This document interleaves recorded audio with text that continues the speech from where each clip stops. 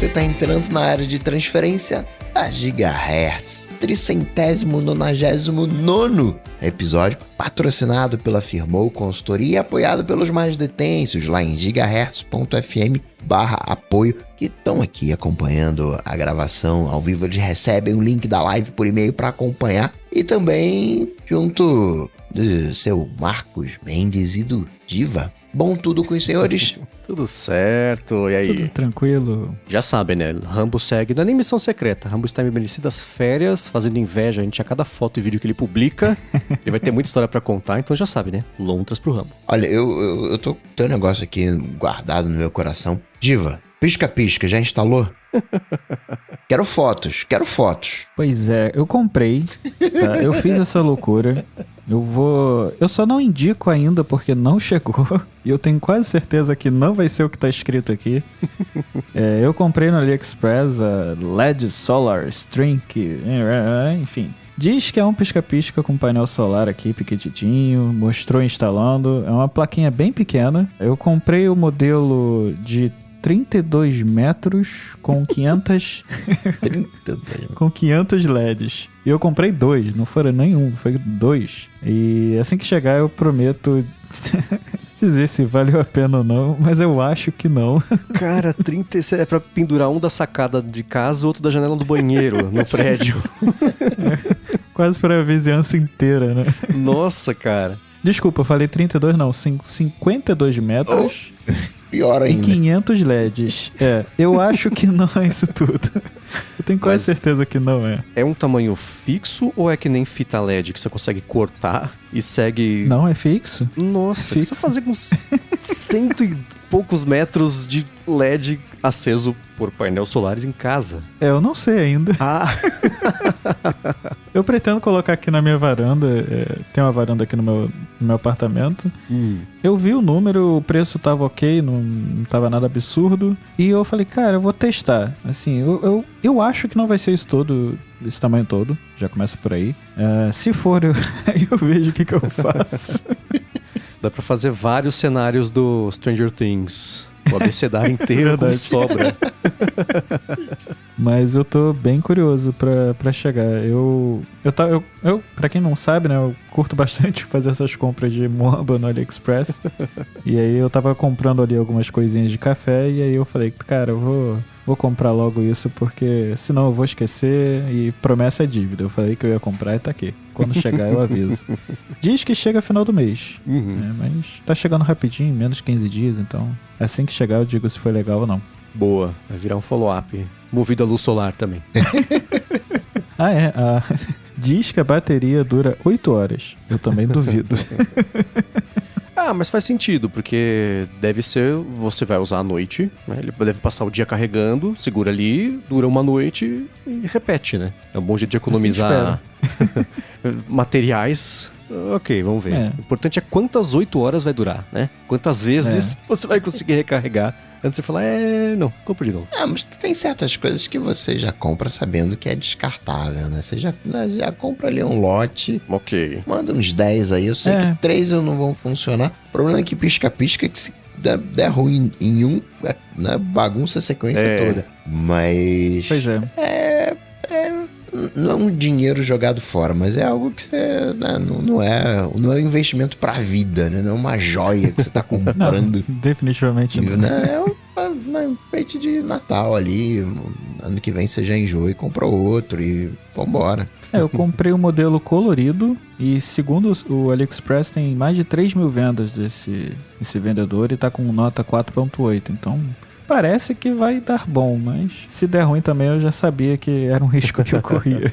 Agora, Giva, você acha que é só você que tá aí, né, incentivando as pessoas? O Mendes também tem um histórico de influenciar as pessoas. Brabo essa influência com tecladinho, macro tecladinho, né, de atalho. Pelo menos foi o que o Fabiano Castelo falou, né? Chegou... Exato. Pra ele, né, já deve ter... Enquanto você tá ouvindo, já tá em mão, já deve estar até instalado, mas diretamente inspirado pelo seu Mendes. Eu sei que em mãos está, mas instalado não sei ainda, porque ele mandou um feedback lá para a área de trabalho, em que eu falei com mais detalhes como é que foi, eu fazer instalação, configuração, como é que eu tô usando, etc. Ele falou, cara, eu passei a manhã inteira aqui e não consegui configurar. É assim mesmo?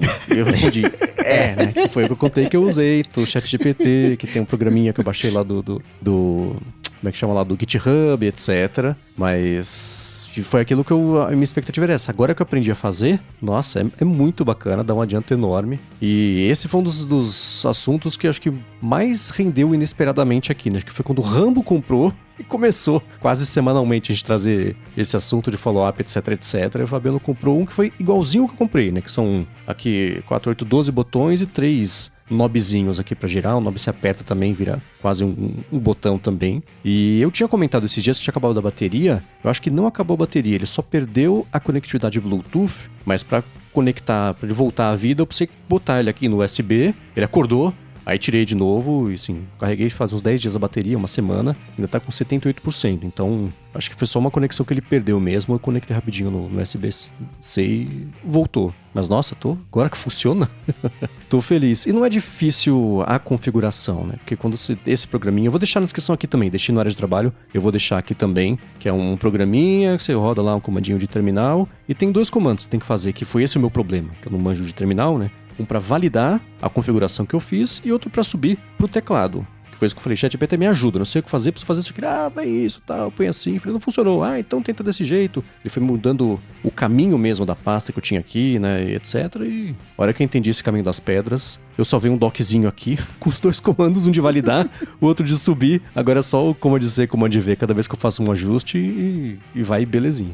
Eu ainda tô pra comprar esse teclado. Tem que admitir que eu fiquei olhando aquele da Logitech, que ele tem também ali uma rodinha, né? Eu fiquei olhando esse, pena que é caro. Então eu acho que eu vou acabar comprando esse do Marcos também. E mais uma bugiganga aí pra lista.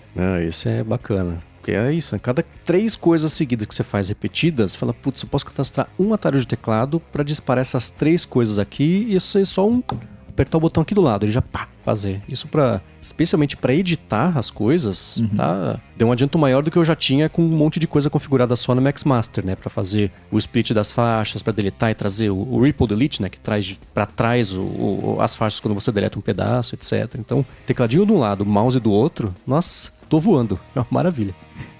Agora, o Trajano Ferreira, falando sobre as transcrições de áudio do WhatsApp, várias pessoas, na verdade, falando sobre a transcrição de áudio. O Trajano falou que existe o Blip vira texto e o Zapia Brasil. Ele usa o Blip porque gosta mais da transcrição. O Zapia também tem um aplicativo, dentre outras coisas, transcreve arquivos de áudio, né? Ele recomenda também o Dollar AI. Isso tudo são, na verdade, bots de WhatsApp, né? Números, contatos de WhatsApp que você manda para eles o áudio e esses contatos nesses bots transcrevem. Ajuda ali nos compromissos também do calendário, não é só mandar as coisas que ele coloca e vai avisando, né, dos eventos. E lembro também que você pode encaminhar um áudio do WhatsApp pro Telegram, pro botzinho de transcrição do Telegram, e aí o Telegram transcreve caso você prefira, lembrando que tem sempre as coisas privacidade. E Giva, o Rony, ele experimentou as transcrições experimentais do WhatsApp e falou que é pouco preciso, mas tá indo. Ele é um testador beta do WhatsApp no Android, que é também o caso do Ricardo Hockman. Ele tem o WhatsApp beta instalado, né, no iPhone, e diferente do que comentado aqui no podcast, ele faz a transcrição de todos os áudios e, por sinal, funciona muito bem. Ele acha até que é melhor do que a transcrição do iMessage. Ele, né, acha estranho que essa função já esteja disponível no beta faz uns 6 meses, né, pelas contas dele, e ainda não foi liberado pro público. Eu não lembro quando exatamente eu vi isso funcionando no WhatsApp. Tem mais de 6 meses, com certeza, e eu não sou beta. Isso que eu estranhei, porque eu cheguei a ver essa funcionalidade, na época não funcionava bem, mas agora eu não sei realmente como é que tá, porque eu não sou beta tester, mas legal saber que melhoraram, né? Engraçado que comigo a transcrição do iMessage funciona muito bem. Tenho usado muito e funciona direitinho, mas realmente a do WhatsApp nunca mais vi, assim, tem mais de 6 meses que apareceu pra mim e sumiu. Enfim, vai entender, né? Eu adoro quando me mandam um áudio, sabia? Meu coração palpita, porque eu não tenho que responder. É maravilhoso. Um trabalho a menos. Cara, mas te mandei um áudio. Cara, rapaz, eu não tava com fone de ouvido, não consegui ouvir. E aí esqueci. Desculpa aí, foi mal. Eu tinha visto no Telegram que tinha o Transcriber Bot e alguns outros que faziam a transcrição. Era isso, encaminhava o áudio e ele transcrevia e mandava pra você com mensagem. Mas acho que no Telegram Plus Premium, sei lá, da assinatura, é uma função agora nativa, apesar de paga, nativa, né? Então no WhatsApp, pelo que o Trajano mandou, o Blip vira texto, o Zap Brasil fazem a mesma coisa, um contato. Ele mandou o número, mas a gente vai ficar falando o número aqui pra vocês anotarem, né? Eu vou deixar o link na descrição, vocês acham com mais facilidade. E interessante também esse outro que ele falou, né? Que o Dollar AI, além de transcrição, também ajuda nisso de calendário, né? Você encaminha a mensagem, ele já coloca no seu calendário, que é uma coisa que os sistemas às vezes têm, né? Você sublinha ali, beleza? Facilita, mas pra quem não tem essa opção, é interessante. Mas, pô, eu acho que eles estavam esperando, sabe o quê? No caso do WhatsApp, a transcrição, ver o lance de IA, etc., se ia ser menos trampo implementar um modelo que faça isso do que o jeito que estava sendo feito antes, seja lá qual fosse. Que tinha também serviço de terceiro enfiado no meio do caminho, né? Então, a transcrição com IA acaba provavelmente sendo mais eficiente. Então, eu imagino que agora, especialmente que tem Meta AI até no Brasil, né? Lançou hoje, dia da gravação aqui. Então, eles devem implementar de um outro jeito e expandir, mas aí deve ser só para os países ou até contas, né, que tiverem acesso a Meta AI. E, se eu não me engano, foi em 98 que a Adobe anunciou que teria uma ferramenta mágica para limpar áudios. Tem tempo, né? E ela lança, e depois deslança, o acesso beta. Eu até tenho acesso, né, que eles liberaram, mas essa é a versão 1. E agora eles falaram que definitivamente vão lançar a versão 2, é isso, Mendes? Foi, eles anunciaram hoje, vai ter o link na descrição aqui, até com você pode se cadastrar na lista de espera, na fila de espera. Eles falaram que vão lançar em outubro e que quem se cadastrar, pelo menos nesse momento, enquanto tá aberto ainda, vai receber 10 dias antes para poder testar e usar. E nessa página tem um vídeo que mostra que a promessa, né? É um cara, tá gravando ali em Nova York, tem uma construção atrás dele, tá uma barulheira, e ele fala, bom, então vocês estão ouvindo aqui com barulho e tal, aí só liga a funcionalidade. Tudo bem que aquilo não tá sendo feito ao vivo, né? Ele gravou aquilo tudo e depois jogou na ferramenta, ela processou, eles editaram pra mostrar a diferença do negócio ligado e desligado e a diferença do V2 pro V1. E aí a gente olhando pra trás vê como o V1 ele é ineficiente e eu uso com frequência. No área de trabalho que foi ao ar hoje, quarta-feira, 9 de outubro, eu acabei tendo que usar porque eu tava gravando com a Bia, deu um problema na gravação, parou de gravar, a gente pegou do backup aqui do StreamYard e pra dar uma limpada no áudio eu usei. E se você prestar atenção, você percebe, especialmente só quando é ali você percebe processamento, mas na fala é difícil perceber o processamento, isso o V1. Esse V2 que promete limpar, sei lá, britadeira, barulhos de cidade mesmo, né? Se isso ele fizer bem, esse caso de você só ter um áudio que você, né, foi gravado meio longe assim, então o microfone não é muito bom, se você precisar passar por esse filtro, putz, a promessa é muito boa. Mas parece que o caso de uso que eles falam assim, se você gravou na rua, se você gravou, eles falam na escada, tipo na escada de incêndio do prédio, com eco e etc, ele tira esse eco, diz voz longe do microfone e fica mais perto também, e isso eles prometem preservando a qualidade natural ali das vozes. E eu não conhecia ferramentas alternativas, eu postei isso no Threads e o pessoal sugeriu, 2 pessoas falaram que estão usando uma ferramenta, eu tô ganhando tempo aqui pra achar, chamada Auphonic, AUPHOINC, eu vou deixar na descrição aqui, e foram 2 pessoas sem relação entre elas, as 2 sugeriram isso e parece que você tem 2 horas não sei se são por mês, achei aqui a resposta do professor do iPhone, falou 2 horas por mês de graça pra você fazer isso aí. Eu não testei, pode ser interessante, mas esse da Adobe eu achei impressionante a promessa. Vamos ver na prática. Você já chegou a usar, Arthur? Não, mas eu acabei de me cadastrar enquanto você tava falando, já cliquei aqui no link e me cadastrei. O primeiro eu lembro que eu cheguei a testar, eu testei até com alguns episódios do Bom Dia, só que eu lembro que por algum motivo que eu não sei qual, a minha voz ficava bem mais grossa do que realmente é, e aí não tava ficando legal, talvez fosse meu microfone, alguma coisa assim. E aí eu não gostei muito do resultado, testei 1 ou 2 vezes e acabei desistindo. Mas ainda não tinha me cadastrado para V2, acabei de me cadastrar e vou testar também. Agora, eu preciso ser um assinante da Creative Cloud para poder acessar a V2? Eu acho que sim. Na verdade, eu acho que a própria V1 Eu não tenho certeza se tem que ser assinante, mas eu acho que é. Eu tô falando que sim. E é uma assinatura cara, né? A Adobe cobra muito caro, como é ridículo. Porque Se eu eles fazem assinar só o Photoshop, eu ganho acesso ao... Então, não sei. Não sei. Esse é o problema. O Photoshop, R$60. Photoshop Illustrator, 120, 150, não sei. É mais absurdo ainda. Assinatura de tudo, 180. 200. Mas, pô, já são 200 contos por mês, cara. Assim, é voltado pra estúdio, profissionais mesmo. Eu esperava que eles fossem fazer um ajuste contextual de preço em países onde a moeda não vale nada, vulgo o nosso, mas não. É caro e é bem caro. Então tá atrás desse, não é nem paywall, dessa assinatura mesmo. E de interface, eu acho que eles melhoraram em relação a quando saiu a ferramenta. Hoje você sobe o áudio, ele fica lá uns bons 10 minutos processando. E ele, quando te dá o resultado, imagina assim, você tem uma escala que você vai aumentando de 0 a 100%. 0% é o áudio como você manda, e você pode ir aumentando até 100%, que é o áudio que é esse que o Arthur falou. Super processado, fica uma voz assim, fica estranho. Mas se você acha o sweet spot ali entre o processamento da voz, mas mantendo o original o suficiente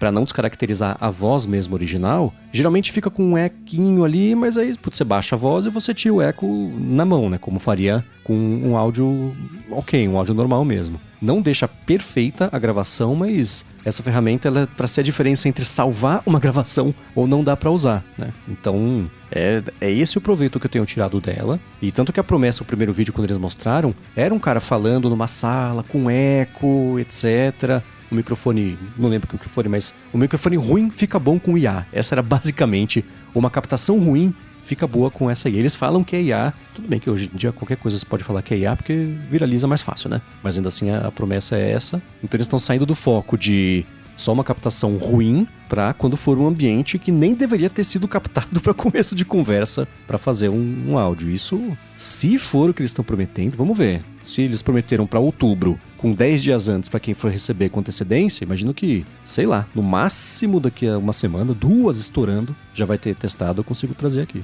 Eu vou testar também, já pedi acesso aqui, vamos ver. Boa. E você tá falando aí de testar o ferramenta da Adobe. E o notebook LM, você chegou a brincar, como você falou? Cheguei, fiz o dever de casa. E qual foi a experiência, né? Como eu tinha falado no episódio anterior, né? Eu faço todas as minhas pautas no Notion e eu uso o Anchor para, enfim, fazer o host do Bom Dia Tech. Mandei exportar todas para o formato de Markdown e peguei os dados do Bom Dia Tech de um mês, né, ali de quantidade de ouvintes, né, por dia. Juntei tudo no arquivo novo do Notebook LM e comecei a brincar em cima dele, fazer algumas perguntas, enfim. Eu cheguei à conclusão de que ele é muito bom, realmente, assim, ele conseguiu fazer alguns cálculos ali bem certinho. Por exemplo, eu pedi para ele ranquear os episódios, comecei coisas simples, né, que eu conseguiria revisar rápido. Ranquear os episódios mais ouvidos. Nesses episódios, quais os temas com maior destaque? Quais as empresas mais citadas? Então, por exemplo, eu me surpreendi que a Meta era a empresa que mais foi citada nesses episódios, e foi uma coisa que eu nem tinha percebido, passou desapercebido por mim, e por incrível que pareça foram os episódios mais ouvidos do mês de setembro, mas ele também se perde como todo IA, né? Então, por exemplo, eu pedi para ele ranquear os dias de semana com maior quantidade de ouvintes. E aí ele falou que não conseguia porque ele não sabia quais eram os dias da semana. Com as informações que eu passei. Aí eu falei, pô, como assim, né? Tipo, as datas estão ali certinhas, enfim. Ele não conseguiu. E por algum motivo, no final, ele começou a se embananar com algumas datas. E aí ele achou que, se eu não me engano, 2 de setembro era 2 de outubro. Como no CSV que eu tinha mandado pra ele. Na verdade, ele nem entende CSV, isso foi um outro problema. Eu tive que converter o CSV pra TXT. Mas por algum motivo ele começou a achar que 2 de setembro era 2 de outubro. E aí começou a fazer algumas confusões. Acabou que surgiu um outro problema que eu fui acessar o histórico de conversas e por algum motivo sumiu. Mas ele fez essas pequenas confusões. Mas assim, realmente é muito legal, eu fiquei bem impressionado. Quero brincar mais um pouco, ainda vou subir mais informações, mas dá pra fazer bastante coisa. Os testes que eu tô vendo, pessoal, eu achei curioso ele ter deletado o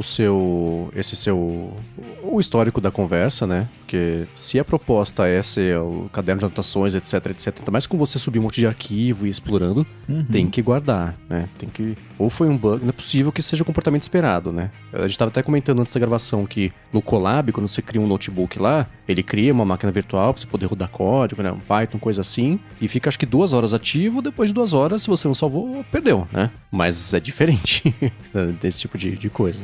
Eu olho aqui, agora, por exemplo, eu tô olhando, eu tinha criado um arquivo chamado Análise Setembro-Outubro do Bom Dia Tech, né? Que eu peguei alguns dias de outubro também e acabei subindo junto. Eu vejo todos os arquivos, todas as fontes, elas estão selecionadas, mas a conversa sumiu, e aí eu clico aqui, acessar conversa. Não tem nada.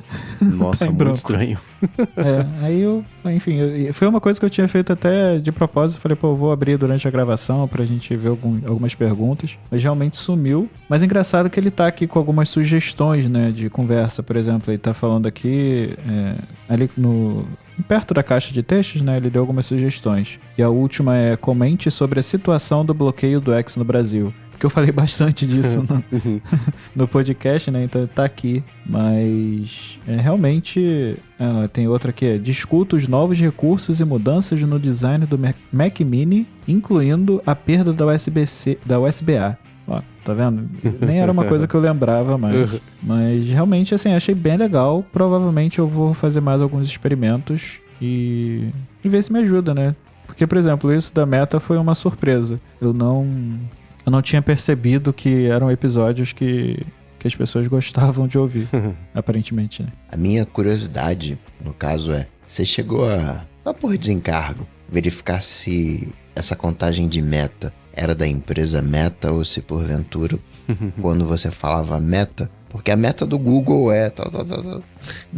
Sim, não, era a empresa, era a empresa certinho. Foi uma das coisas que eu que eu bati o olho. Eu também fiquei nessa, né, de falei, pô, será que ele não confundiu, né? Porque eu falei, cara, com certeza tá errado isso aqui, mas não, é porque eu acho que o que acontece também é que toda vez que eu falo Facebook, Instagram, WhatsApp, a gente acaba falando da Meta, né? Então, os anúncios geralmente são da Meta das empresas abaixo dela. Então, isso acaba influenciando também. Tem o que... E o que você pode fazer, agora que você usou e viu que o notebook ali me oferece, faz a mesma coisa no ChatGPT, faz a mesma coisa no Claude, né? O Claude, especialmente, eu acho que é bom pra você explorar isso aí, porque ele tem os artifacts que deixam você até criar gráficos interativos, e não é só porque é bonitinho de mexer, é porque você consegue, de fato, ali tirar mais valor da informação, né? Dependendo de como tiver montado o gráfico. Eu acho que isso pode ser legal pra você comparando e vendo... Você pode ir no AI Studio lá do Google, que também oferece acesso a vários modelos, várias variantes dos modelos Gemini também, que aí você consegue ver para qual que é... Sim, o lance de quem escuta... O dia que as pessoas mais escutam o episódio tem muita variável, né? Porque a pessoa... ela escuta o episódio porque alguma coisa despertou o interesse dela, né? Não é assim, não é porque o episódio ficou muito bom, né? Especialmente nesse episódio de notícias, que é diferente do episódio roteirizado, uma coisa assim, né? Roteirizado as pessoas vão, né? Putz, escuta isso aqui ficou bom, tá, acontece isso. Mas notícia, quando alguma coisa sai muito da média, ou aconteceu já algo no mercado que a pessoa sabe e ela confia agora em você, pra você explicar pra ela, falar, tá, agora eu entendi. Ou então, geralmente assim, né? Pós-evento de iPhone, que a pessoa sabe que no episódio vai estar falando sobre iPhone, pós-evento geralmente é dia interessante, né? Variáveis também, o título, às vezes alguma coisa no título que pode ter chamado mais atenção do que acontece nos outros dias, né? É muita variável que você pode tentar ir explorando, e o LLM é ótimo para achar esse tipo de consistência de dados, né? Ele pesca uma coisinha aqui, uma aqui e fala, ó, esses 3 aqui tem esse insight aqui que talvez seja o fio condutor do porquê que o pessoal tá escutando mais. Então, é uma coisa bem legal de explorar com o LLM, e isso, e testem vários pra você ver qual que vai sair melhor nessa tarefa. O próximo teste que eu vou fazer é exatamente esse. Acho que eu vou testar o Claude, acho que é uma das poucas IAs que eu ainda não brinquei. Acho que vai ser a próxima. Mas realmente, assim, já me ajudou bastante. Essa semana, inclusive, eu fiz até um teste. Subi um episódio recém-gravado, pedi pra ele fazer um resumo, pra eu colocar um resumo do podcast inteiro pra colocar no resumo ali do podcast. E acabou gerando um texto bem legal, assim. Então, dá pra brincar. Tem bastante coisa legal ali pra fazer. Excelente. Aí você traz resultados também, que é o tipo de coisa que até mostrar como você fez ajuda o pessoal no próprio dia a dia, né? Com a própria análise de dados, etc. a fazer. E o Claude, ele é bem legal. Eles estão começando agora a investir em comunicação. Você vê eles patrocinando um outro podcast gringo. Estão começando agora a tentar atrair usuários do jeito... Conseguiram o orgânico, ainda estão atrás de ChatGPT, né? Mas aí, de novo, vou voltar ao que eu falei do We Try Harder, né? Que eu falei na semana passada do aluguel de carro. Eles estão com uma produtificação bacana e estão com um servidor vago, porque eles anunciaram agora que você consegue colocar na fila de processamento para eles responderem até 24 horas até 10 mil comandos. Se você tá fazendo isso, é porque tá sobrando o servidor para queimar, né? Então devem ter dado uma estabilizada e os artifacts para explorar dados é melhor até do que o Canvas do ChatGPT que saiu essa semana. É muito bacana. Esse Canvas eu fiquei bem curioso com a parte de código, né? Que ele vai ter de codificação, você vai poder jogar no Canvas ali para brincar, né? Eu tô bem curioso para ver como ele vai se comportar. Eu tenho usado no meu dia a dia o GitHub Copilot e esse realmente ajuda muito, assim. Esse é o tipo de coisa que depois que você começa a usar, você sente falta por não ter, né? Então, é bem legal. Então eu vou testar o Claude, acho que vai ser o próximo dever de casa. Boa. E o Rony Peterson perguntou aqui, como usar o Artifacts? Se você for no Claude, e o legal é que eles estão dando acesso no Claude, o plano gratuito, quando não está com o servidor sobrecarregado, eles dão acesso ao modelo 3.5 Sonnet, que é o mais poderoso que eles têm. E se você for lá e faz assim, cria para mim um SVG, sei lá, da bandeira da Alemanha, né? Vamos pensar numa coisa bem fácil, né? Que o SVG, ele é uma imagem, mas ele é feito em curva em código, né? É codificado. Então, se você pedir isso pro Claude, o que ele faz? Ele cria o código desse SVG e, em seguida, já meio que programa esse SVG e te dá o resultado da imagem. E aí você consegue ver tanto o código quanto a imagem montada. Funciona para site. A gente até brincou na área de trabalho, né, da Bia, de abrir um café gourmet. Cria para mim o site do café gourmet da Bia. Ele fez o HTML e já mostrou para você o site, entre aspas, pronto, funcionando. Ficou horroroso, mas ao invés de você sair do 0, você sai do 1 para fazer o site, né? Você copia isso, cola e depois você edita. Então esses artifacts que pintaram no Claude faz uns bons 3 ou 4 meses, dão um bom adianto para esse tipo de tarefa. Gráfico, eu falei de gráfico. Cria para mim, se o Arthur, você sobe a parte de audiência, cria para mim gráficos interativos que cruzem, por favor, as notícias do dia e a audiência. Ele vai buscar e etc. e mostra para você. Esse é o que eu acho mais poderoso do Claude para tirar proveito no dia a dia, assim. É muito bom. A minha sorte é que eu tenho todos os episódios ainda aqui armazenados, né? Então, arquivados no Notion. E aí dá pra brincar. Eu pedi até pro Notion exportar e demorou um pouquinho.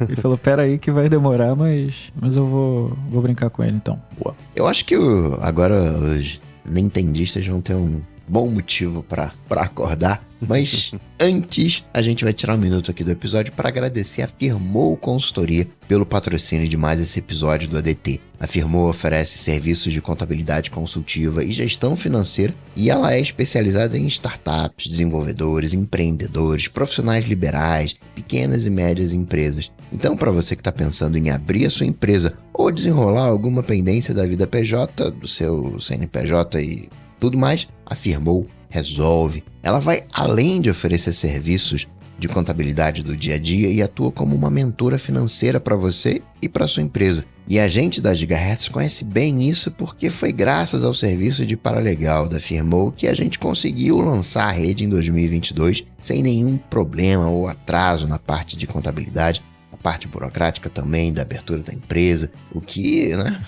é uma coisa inédita. A Firmoo conhece as melhores estratégias para você abrir e manter sua empresa sempre de olho na economia de custos, nos tributos certos para cada categoria, etc. E especialmente na área de TI, ela sabe fazer a legalização das empresas do jeitinho certo para você ganhar tempo, deixar isso 100% na mão deles e se focar mesmo no dia a dia da empresa. Para conhecer melhor os serviços da Firmoo e se livrar do perrengue que é essa parte burocrática e financeira da legalização ou da manutenção fiscal da sua empresa, faz o seguinte, procura por @firmouconsultoria no Facebook ou no Instagram. A Firmou tá pronta para ajudar todo mundo que escuta o ADT, independente da sua necessidade. E a gente tem certeza de que ela vai resolver tudo para você, assim como ela faz todos os dias aqui pra gente. Mais uma vez, obrigado.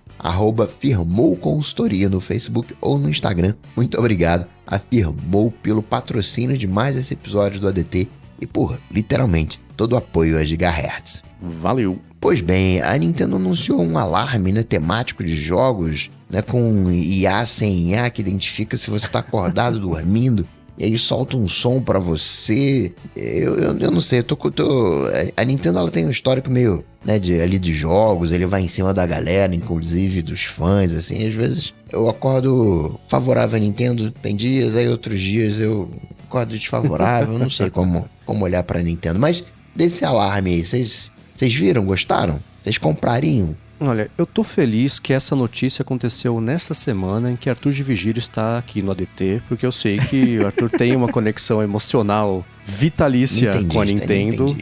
Então acompanha. Eu achei que esse alarme, eu não sei. Ele tá mostrando aqui um Pikachuzinho aqui enquanto a gente grava.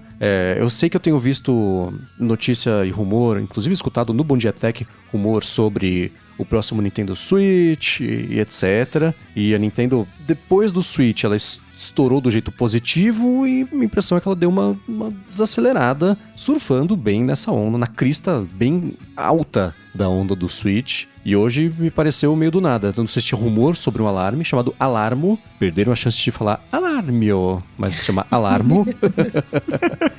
E ele tem todo um esquema de te acordar e vai acompanhando se você só virou pro lado e voltou a dormir. Aí vai tocar umas musiquinhas que tem a ver com o contexto. Se você agora tá levantando, aí toca, né, ganha a moedinha do Mario, coisa assim. E é bom que o Arthur tá aqui pra tentar ajudar a gente a fazer sentido, né? Não vamos ultra-analisar um alarme anunciado pela Nintendo. Por outro lado, é muito divertido ultra-analisar um alarme anunciado pela Nintendo. Então, Arthur, o que tá acontecendo? Esse chegou até a ter um rumor, assim, aquele tipo de notícia que passa super desapercebido, que ninguém dá muita atenção, né? Porque é um alarme da Nintendo, né? Enfim. Mas realmente, assim, pegou a maior parte dos fãs de surpresa. Pra variar, vai ser algo atrelado ali ao seu Nintendo, a sua conta do Nintendo Switch Online. Então, até o final desse ano, você só consegue comprar se tiver a assinatura da Nintendo. Mas eu também achei bem legal, mas ao mesmo tempo eu fico me questionando, né? Será que eu não vou enjoar de acordar todo dia com aquele maldito barulho?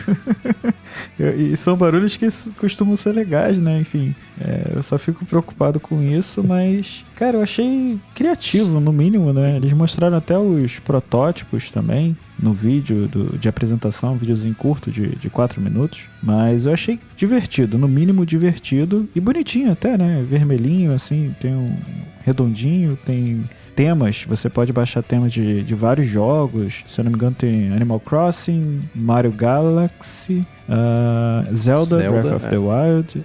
Então, a Nintendo sabe fazer esse tipo de coisa, né? Sabe pegar o fã pela nostalgia.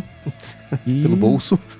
Pelo bolso também, porque são $99, né? E se você tiver... Acho que obrigatoriamente você tem que ter o Nintendo Switch Online. Então já é outra forma de pegar pelo bolso. Mas eu compraria, mas talvez não utilizasse como alarme, por incrível que pareça. Enfeite. Eu utilizaria como enfeite ou relógio. Porque com certeza eu vou enjoar desses sons que costumam ser sons que a gente acha bem legal, né? No jogo ali, enfim. Mas eu com certeza compraria. Mas se enjoar é bom, que aí te motiva a levantar, acordar e desligar.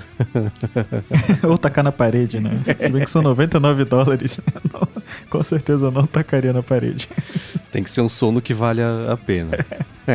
Alarme, se você quer passar a detestar uma música, coloque como alarme do seu... E eu lembro quando, assim, o telefone ganhou, sei lá, toques polifônicos, eu botei justamente uma das músicas do Mario como alarme. Cara, até hoje me dá arrepio pensar nessa música, como passei a detestar. Então, não, né? Mas tudo bem, né? É um jeito chato de analisar isso aí. Eu acho que... Eu não sei o que fazer de sentido dessa notícia, porque é uma ideia muito divertida e bacana. Mas hoje em dia, que a gente já tem um pouco mais de olho pra parte de negócios, você fala, cara, é tipo as meias do iPod. Você fala, por que exatamente que você tá gastando com isso? Mas ok, né? Por $99, eles vão ter o triplo de lucro em relação ao quanto custa pra fazer. Beleza, o projeto já vai se pagar. O processo é o do Google já. Mas o projeto já vai se pagar aí com uma semana de vendas, né? Mas... não sei, eu acho arriscado você acordar com músicas que você gosta. É um passo muito rápido pra você passar a detestar. A Nintendo, ela, assim, acho que a base dela é muito nostálgica, né? Então ela, Totalmente. tanto que ela lançou agora o museu da Nintendo, que tá fazendo um baita sucesso, tem os parques de diversão. Então, assim, ela tá começando a abrir ali as opções de produtos, mas esse eu acho que é muito mais, de novo, pela nostalgia e pelo enfeite do que vou usar como um alarme propriamente dito e que vai, tipo, vai tocar uma música diferente pra você acordar, se você virar de lado. Eu achei fantástico, mas na prática a gente não vai usar. Eu acho que é mais um acessório pra gente gastar dinheiro. Enfim, pra eles deve ser, sei lá, $10 pra produzir. Enfim, mas a Nintendo tá sabendo explorar muito bem a nostalgia e é uma das poucas, eu acho que talvez a única empresa de videogame agora que não tem muito o que reclamar de vendas, né? Mesmo às vésperas de lançar um Switch 2. Então, ela tá sabendo surfar muito bem nessa onda. Lançou agora o Zelda, o jogo da Zelda, que tá fazendo um baita sucesso. Então, assim, a Nintendo sabe fazer dinheiro, né? Eu ia te perguntar justamente isso. Qual que é eu não sei nada além do rumor do Switch, mas qual que é o momento que ela tá vivendo? Não, agora tirando essa parte de lançar um rádio relógio, mas nesse jeito mais macro, assim, de olhar, como é que tem sido a Nintendo ultimamente? O que eu particularmente sinto no Switch atual, e eu acho que é meio que consenso entre os nintendistas, é que o hardware ele já realmente está bem ultrapassado, já não é de hoje. Os próprios jogos da Nintendo sofrem para rodar nele. Esse novo jogo da Zelda que eu falei, todo mundo dá praticamente nota 10 de jogabilidade e nota técnica ele sofre um pouquinho. Você sente ali uns engasgos, uma queda de frame. Mas ela, enfim, acabou de lançar um Switch Lite, que é a versão mais básica do Switch, com o tema da Zelda, e esgotou aqui no Brasil. Mas a Nintendo ela nunca teve um histórico de brigar por, digamos assim, processamento. Não. Nesse caso, eu acho que o problema está sendo até os próprios jogos da Nintendo que não são jogos que exijam gráfico nem um hardware, entendeu? Você sente queda de performance porque realmente ele já tá batendo ali no limite, sabe? E os rumores do Switch 2 é de que não vai ser um hardware para bater de frente com o PS5 nem nada do tipo. Vai ser um hardware evolução do Switch atual, mas que, enfim, vai ter uma tela maior, se não me engano, um pouquinho maior, um OLED, enfim. Mas nada também absurdo, não.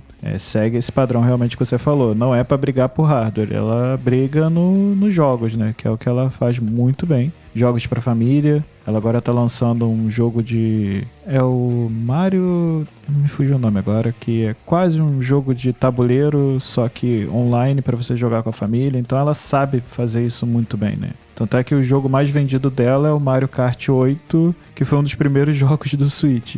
E é o mais vendido até hoje, e ela vende por R$299. Ela não precisa baixar o preço desse jogo. Na verdade, de nenhum, né? Passa 10 anos, o preço continua o mesmo. Exato. Eu agora há pouco tempo resolvi jogar o Zelda Link's Awakening, que é o remake, e o preço dele, base, era R$299. Ela não baixou um jogo de 2019. Então, assim, ela não baixa e sabe que vai vender, porque a galera compra e, enfim, ela tem a base de jogos exclusivos muito forte, né? Então, o que eu sinto, assim, da Nintendo hoje é que ela continua surfando essa onda e acho que é a única que está conseguindo vender console sem precisar pensar em alternativas, né? Então, o alarme é só uma brincadeirinha, realmente, que não faz muito sentido, mas tá ali. É o extra, né? É curioso. E o lançamento do próximo Switch, o rumor é pra quando? Eles vão perder a época de Natal ou não? Então, o rumor... Tem 2 rumores, né? De que ele poderia ser anunciado esse mês ainda, outubro, e tem um segundo rumor de novembro. Então vai ficar entre outubro e novembro mesmo o anúncio, com chegada nas lojas em março do ano que vem. Nossa, tá. O próprio CEO da Nintendo chegou a falar que ele seria lançado nesse ano fiscal. Então ele se encerra, se não me engano, no dia 31 de março. Então até essa data ele pode chegar nas lojas. Mas tem rumores falando que pode atrasar. E isso seria ruim para ela, falando de negócios, né? Mesmo para ela seria muito ruim atrasar. Até porque o Switch já tá bem antigo, assim. Já tá... Ainda vende muito, no Japão ainda é o videogame mais vendido. Se eu não me engano, ele hoje é o 3º videogame mais vendido da história. Ficando atrás do Switch, do 3DS e do PS2. Posso estar enganado, posso ter falado besteira, mas é algo assim. É um dos mais vendidos. E foi o que eu falei, ela também vende muitos Switches com temas diferentes, né? Esse Sim. com o tema do Zelda ficou lindo e esgotou rápido aqui no Brasil. Enfim, ela sabe vender esses detalhes, né? Ela sabe fazer muito bem. É curioso porque um mercado que ela não acertou de jeito nenhum foi a presença dela no mobile mais tradicional, né? Com os jogos de iPhone que eram todos meio cretinos. Dr. Mario que foi esperando sair, não saiu. Ainda bem que tem o Delta que me fez matar a saudade de Dr. Mario. Mas é engraçado como ela se negou a trazer os jogos de verdade pro iPhone e pro Android. Lançou aquele Mario Kart que acelerava sozinho, que era meio cretino. Lançou um Mario também, Mario Run, sei lá, que também traço, né? Teve até um outro jogo, como é que chama? Eu não vou lembrar agora. Mas jogos que no Switch iam bem e até saíram versões também pra mobile, mas também foi mais ou menos. Queria que você planta rabanete, sei lá. Teve um desses que bombou. E aí uma fazendinha, sei lá. Mas... E o Switch, pô, ele é de 2016, 17? 16, se eu não me engano. 17. Então, né? 16, 17 mesmo. O Mate acabou de confirmar.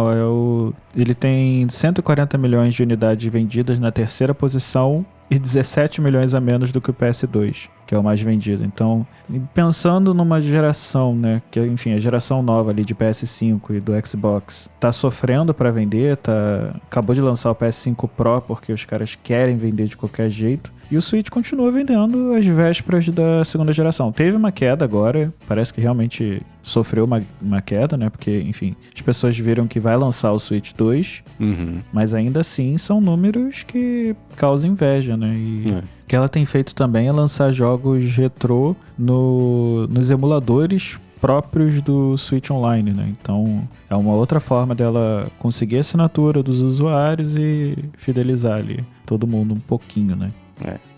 Se ela fosse pro mobile, ela ia perder isso tudo, né? Porque ela tem jogos caros, né? E ninguém compra jogo caro no mobile. Jogos baratos. Sim. Perderia o hardware, perderia a atenção da pessoa que tá jogando no iPhone ou no Android por causa das notificações. Peraí, deixa eu dar uma olhadinha aqui na minha rede social. Lá no Switch, o cara fica ali jogando, né? Passa...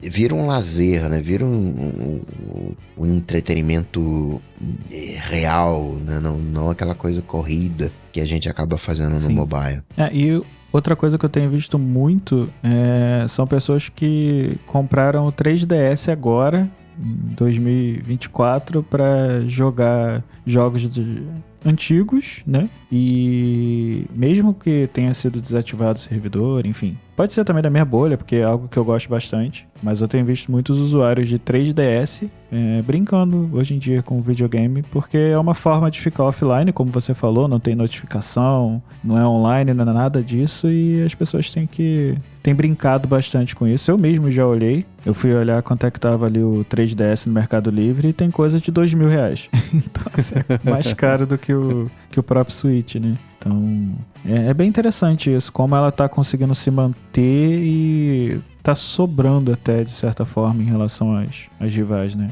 Nem falo tanto da Sony, assim, acho que a Sony até consegue alguma coisinha, mas em relação, por exemplo, ao Xbox, desculpa quem gosta de Xbox, mas a gente sabe que tá brabo, então ela ainda consegue se manter ali, né? A gente fala da Nintendo, né?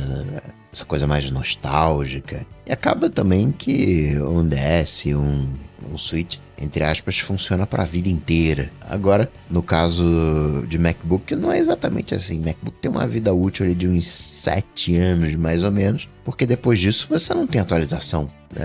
Sai o macOS, só atualiza aí. Aí, daqui pra frente só vai ter atualizações de segurança, então dá mais ou menos aí uns 7 anos. No Linux é diferente, Linux é eterno, né? O universo acaba, o Linux continua sendo atualizado. E no Windows é uma coisa meio confusa, né? Porque a gente ainda tem o Windows XP rodando aí naqueles totens de atendimento bancário. Você vai no estacionamento, pistolar ali, pegar um código, o papelzinho ali, pistola, aparece uma mensagem de erro do Windows também. E aí você vê, pô, esse Windows aí é meio antigo, né? E a Microsoft falou, bom, sabe o Windows 10? Então, o Windows 10, ano que vem acaba o suporte. Não vai ter mais atualização de segurança, não vai ter nada. Vai ter que ir pro Windows 11, mas sabe, o Windows 11, ele só funciona em máquinas para efeitos práticos de 2017 para cá. Então, ela fez ali um corte à la Apple. São outros motivos, porque precisa de um recurso que só tem nas máquinas de 2017, mas tá lá, né? E qual é a recomendação? Compra uma máquina nova, compra um novo PC. Eu achei que no Windows sempre foi mais solto, né? Você compra um PC, você instala o Windows e funciona e beleza, né? E a gente tem visto ao longo desses últimos anos essa tentativa da Microsoft de mudar para esse outro modelo em que você tem o hardware e a gente vai dar suporte até aqui, daqui para frente acabou. A gente sempre teve, né? A partir de agora, o Windows XP só vai receber atualizações de segurança de casos catastróficos. Aí passou, sei lá, 6 anos, a partir de agora nem catastrófico. Teve até alguém que fez uma matéria esses dias. A gente instalou o Windows XP, conectou na internet e só esperou para ver o que acontecia. Deu 30 segundos. Tava invadido o computador, tava cheio de vírus, só por ter encostado na internet, porque já não tem mais o que fazer, né? Se eu achar, eu coloco, acho que foi o The Verge que fez, mas eu vou deixar aqui na descrição essa matéria, que foi um experimento interessante, né? Então, eles vinham incentivando as pessoas desse jeito, né? A fazer, enfim, atualização, até que esbarra também a atualização de hardware, mas aparentemente não foi suficiente. Então, eles estão cercando mais ainda, agora com esse lance do fim do suporte, para incentivar até a maior parte possível da base numa mesma versão zona de sistema, para facilitar para eles, no fim das contas. Sim, mas é o que o Coca falou a vida inteira, né? Software bom é software atualizado, então é a Microsoft tentando, na marra, fazer todo mundo entrar nessa dinâmica, né? E ela arranjou uma boa desculpa, né? Porque colocando isso no hardware, não, porque precisa ter um módulo TPM2, que é um chipzinho de segurança que tá nessas máquinas, né? Que chega, né, nas máquinas de 2017 pra frente. Eu acho que a Microsoft sofre bastante do mesmo problema do Google, né? Foi o que vocês falaram, de dar suporte a 1 zilhão de dispositivos diferentes. E tá cada vez mais difícil, né?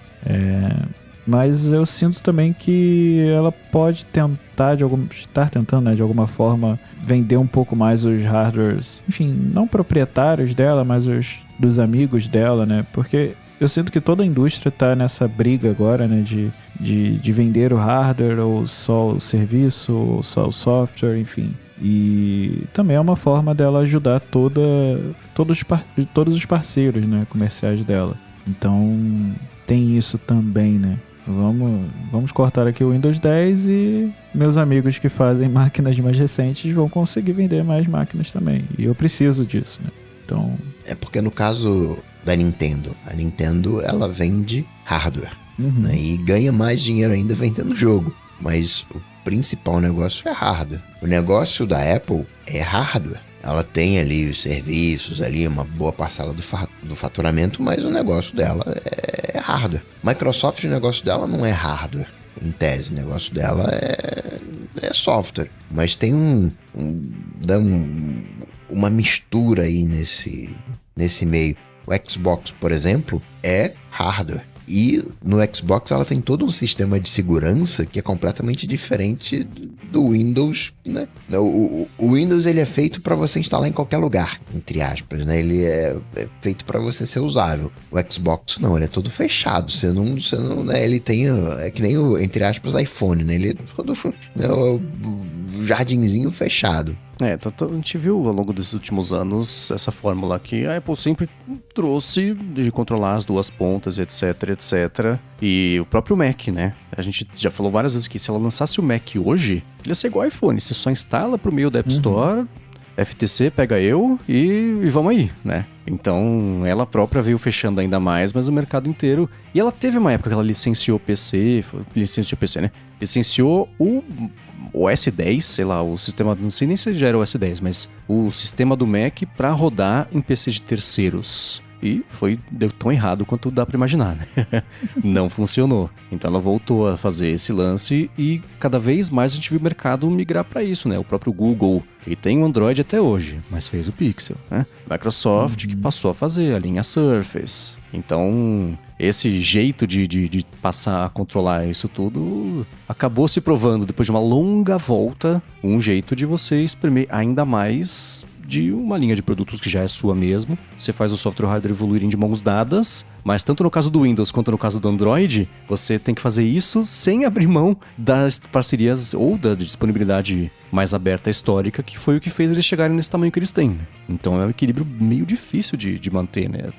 Uma coisa vai meio contra a outra, no fim das contas. Né? E agora a gente tem outro ponto nessa balança aí, que é o ARM, né? E é a corrida para conseguir colocar o Windows rodando 100% em ARM e, enfim, ela quer isso de qualquer jeito, né? A Apple conseguiu do lado dela com o M1, M2, enfim. E a Microsoft também quer o M dela de algum jeito, né? Então ela vai correr atrás do ARM. E, querendo ou não, é uma forma também dela forçar, né, esses updates. E o passo de update na semana tá em alta, né? O de falta deles, no fim das contas, né? Porque rolou também o lance lá do Galaxy Fold. Quando eu vi a notícia, eu assustei, porque me parecia que eu li, Galaxy Fold não vai mais receber atualização da Samsung. Eu falei, o quê? Como assim? Concluíram? Óbvio que esse telefone, essa linha de produtos, enfim, né? Mas não, é o Galaxy Z Fold 2, né? Que vai parar de receber suporte. Sim. Foi uma quebra de promessa ou nunca estava prometido que ele ia receber um suporte mais extenso? Eles só colocaram agora um ponto final de até quando vai? Esse Z Fold 2, ele é de que ano? 2020. São 4 aninhos. Uhum. Esse Galaxy Fold não tinha a promessa dos 7 anos. A promessa dos 7 anos, se eu não me engano, é dos aparelhos de 2023 e 24 pra cá. Eu tô em dúvida se é 23 e 24 ou 23 ou 24, alguma coisa assim. Uhum.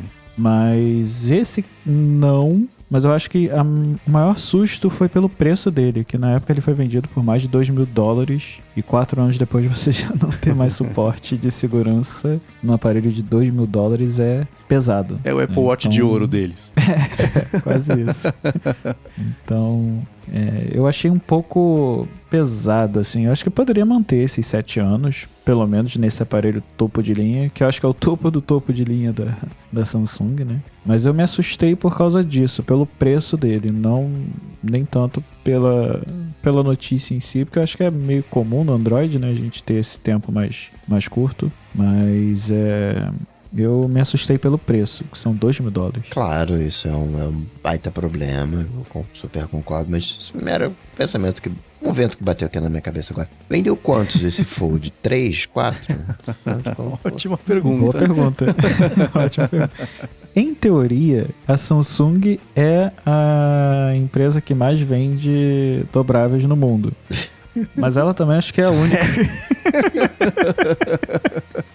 Além dela tem a Huawei, que vendeu o telefone agora com 3 telas, né? Uhum. Motorola. Que vai vir por...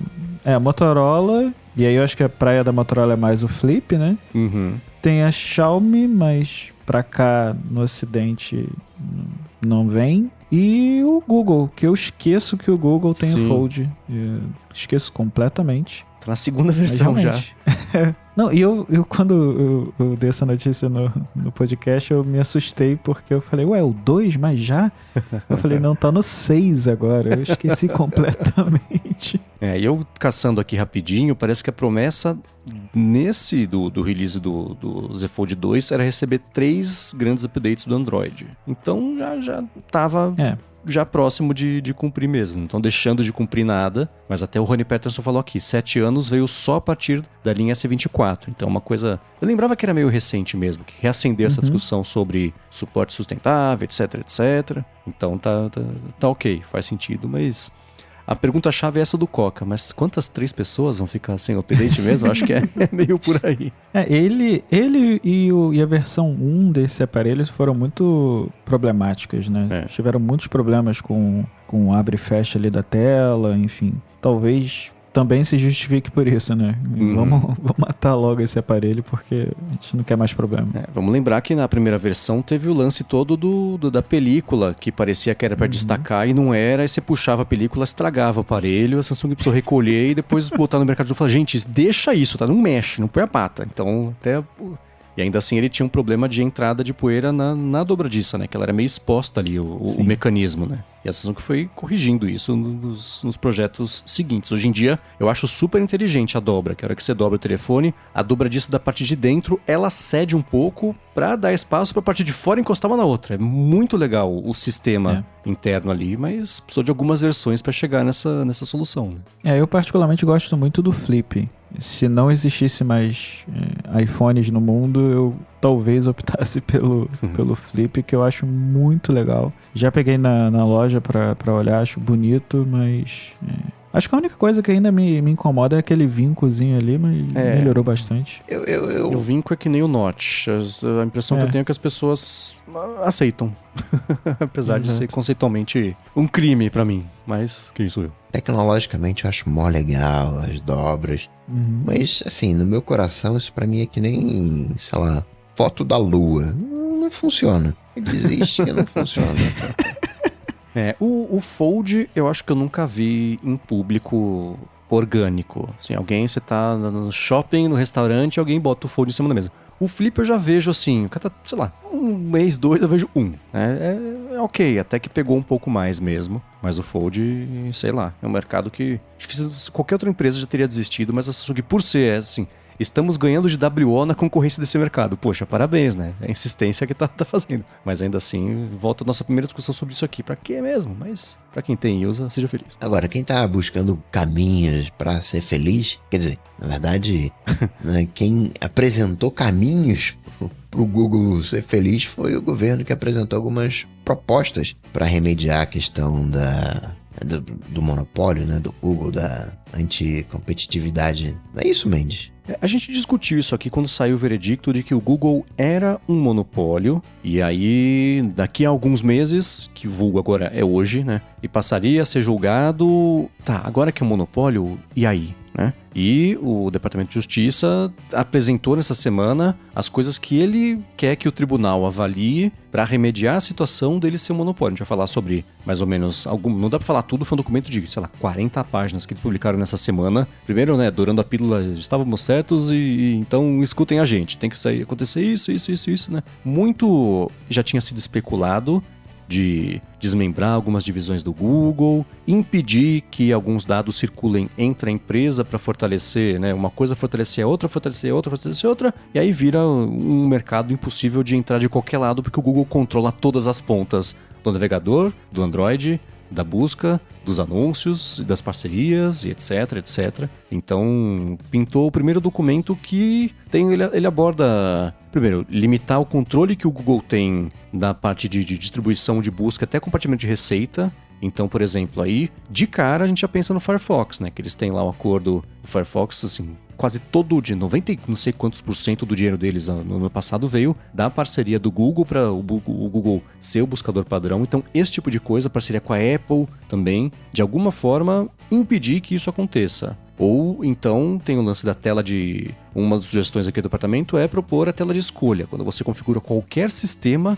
incluindo o Chrome, qual é o mecanismo de busca que você quer usar. E aí os detalhes disso fica... A gente vê depois, né, como é que vai ficar, mas acho que esse é um dos principais. Tem a parte também tem o Chrome, a Play Store, o Google ser não só o mecanismo de busca padrão, mas uma coisa fortalecer e integrar com a outra também, acabar com essa integração. Então impedir que o Chrome venha com a busca do Google já pré-instalado também, obrigar o pessoal a fazer a escolha, né? Tem a parte também de dados, que o Google tem tantas pontas que ele opera, que a quantidade, o volume gigantesco de dados que ele tem, acaba, de acordo aqui, eu tô distorcendo um pouquinho só pra gente poder passar, pra não ficar uma exploração de um PDF esse episódio, né? Mas acaba virando uma vantagem anticompetitiva o tanto de dados que eles conseguiram por conta desse fortalecimento dos ecossistemas todos. Então seria assim, eles estão até propondo uma API que o Google tenha que disponibilizar os dados para que os concorrentes também usem. Então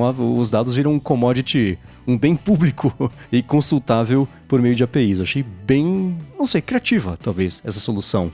A parte de anúncios também, né? Porque hoje em dia o Google, você procura no Google, vem um anúncio do Google, do sistema do Google de anúncios. Então, eles controlam também, colocar regras também para, primeiro, reduzir o custo para a concorrência entrar nesse mercado de publicidade em busca e até você licenciar os feeds de anúncio do Google para terceiros usarem, aí o Google fica de fora dessa conta, né? E também aplicar restrições que façam com que o Google fale assim, tá bom, vamos fazer o que a Apple fez com a Europa, né? Vão fazer exatamente o que vocês pediram, asterisco, o mínimo possível da lei para estar em conformidade com a lei, mas ainda assim a gente não perder em nada nenhum desses territórios, né? Então é uma comissão que avalia as decisões que vão ser tomadas e a forma como o Google vai acatar isso. Olhando para esse cenário inteiro, eu não consigo imaginar uma situação em que o Google consiga escapar de desmembrar ou de ter que abrir mão de algumas dessas coisas, as que vão doer mais, provavelmente. Eu imagino que um acordo já nem esteja mais no campo de possibilidades, porque agora que o departamento viu que já venceu, e agora a questão é o tamanho da vitória, eles vão forçar ao máximo a vitória, porque o mínimo já é uma vitória. Então não consigo imaginar eles escapando de algum tipo de desmembramento ou de desintegração, não de pulverizar, mas de remover a integração de diferentes divisões, uma complementando a outra e blindando o Google desse jeito. Olha, se isso rolar mesmo, esse cenário vai estar bem diferente, bom, daqui a muitos anos, né? Que se for usar o processo da Microsoft como base, em 2040 a gente volta a falar sobre isso, mas ainda assim tá armando uma tempestade bem grande aí pra cima dele. A proposta era inclusive dividir o Chrome, o Android, né? Seriam empresas separadas, o Chrome, a loja do Android ou o Android e os recursos de tecnologia de IA. Isso eu achei até mais pesado do que todo o resto. E se você falar hoje pro Google que eu vou remover toda a parte de IA da empresa em uma empresa nova, é uma baita pancada, né? Então, isso é realmente bem complicado. Porque pensa o seguinte, por que o Google tem o Gemini e conseguiu fazer isso relativamente rápido em comparação com a concorrência? Porque ele já tem todos os dados do mundo. Exato. E os dados, teoricamente não, já foi condenado. Os dados foram resultado de uma prática anticompetitiva. Então, como é que você remedia isso? Você tira os dados. Fala, faz de novo, sem colar na prova, Pedrinho. Então agora fica muito diferente, né? Então você teria de um lado o Google com os dados e do outro lado a empresa Gemini sem os dados, mas com a IA. Aí agora treina de novo e faz do zero. Isso é uma dúvida que eu acabo ficando. Tipo, você vai virar pra Gemini, nova empresa, e falar, refaz tudo do zero, treina tudo do zero. Não tem como. Ela já treinou com todos os nossos dados, ela já sabe quem é o Arthur, o Marcos Mendes e o Coca. Não tem mais pra onde fugir, né? Então, eu particularmente acho quase impossível isso acontecer. Talvez algumas dessas leis... Talvez não, com certeza essas leis vão andar, mas a divisão da empresa como um todo, eu acho muito difícil, muito complicado. Principalmente tirar o Android do Google, enfim... Eu acho bem estranho. Os detalhes. E é claro que o Google, qualquer coisa que seja proposta, fala, não, se você fizer, não tem, é a comparação que é horrorosa, mas que eu acho que ela é eficiente, né? Gêmeos siameses, você vai separar, você mata os dois. Não tem, é impossível separar. Vai ser sempre... Que é o que o Facebook está fazendo, né? Assim que começou a aparecer processo de anticompetitividade, o quê? Juntou o Messenger com o Instagram, mensagem não sei o quê, agora você pega no WhatsApp, você publica direto no Reels e vai juntando e falar o quê? Vocês querem? Milhões de pequenos negócios dependem disso. Vocês querem matar pequenos negócios fazendo eu separar a empresa? Que horror! Quem são... Então esse é um argumento que a gente já viu várias vezes ele acontecer, né? Mas as divisões do Google são tão gigantescas e tão importantes Que é o que a gente comentou da outra vez, né? O segundo maior buscador do mundo é o YouTube, né? Não é... O terceiro é o Reddit, eu acho. É uma coisa assim. Então tem o Google, o YouTube e o Reddit, né? Você fazer o YouTube ser separado do Google, ele ainda assim seria o segundo maior buscador do mundo. Só que ia ter que basicamente fazer do zero mecanismo de busca em casa, sem usar as tecnologias e patentes e a bagagem técnica, falo isso de um jeito positivo, que o Google proporciona para eles, né? É interessante. Isso é um argumento quase injusto, mas ele faz sentido. O que acontece com isso? Concorrência. Concorrência por talentos, concorrência por você ter um negócio eficiente a ponto de atrair, porque busca também envolve a parte de anúncio, o YouTube teria que ter a parte dele de anúncio, então você vê como isso poderia acelerar outras coisas, né? Toca em muitos aspectos isso, o que da parte de análise de tecnologia é super interessante. Na prática, deixa de se resolverem, deixa o tribunal decidir o que e como tem que fazer, o Google falar que não, e o que a gente sempre vê que não dá, deu. Pronto, próxima briga. Não dá. Deu. Não espero nada diferente aqui. E essa semana o Google perdeu 2 vezes, né? Ele perdeu também pro processo da Epic, que a partir de agora, enfim, a proposta é de que a loja de aplicativos do Google vai ter que mostrar outras lojas de terceiros. Então, isso eu tô bem curioso para ver. E eu achei até mais curioso a Apple não ter perdido esse processo e o Google ter perdido. Isso pra mim acho que foi mais surpreendente. E o Google também fala isso. Então, o Google tá na... no texto do Google eles falam mais Apple, acho que até do que Google. Eles falam, não, nós somos uma empresa aberta, mas a Apple não. Eu não sou mãe da Apple, disse o juiz. Quase isso, então... Mas nesse caso específico, realmente seria interessante a gente ver o YouTube brigando com o Google, né?